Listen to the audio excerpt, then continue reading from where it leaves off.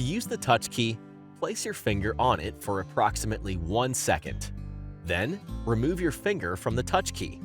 The control assigned to the touch key is now triggered.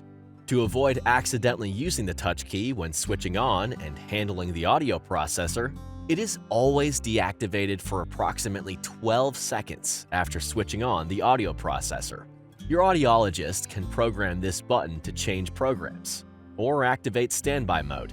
To avoid unintentional use of the touch key, your audiologist can deactivate it entirely, a helpful option for some younger users. If your Sonnet 3's touch key has been programmed differently than you would like, contact your audiologist, and they can reprogram it for you.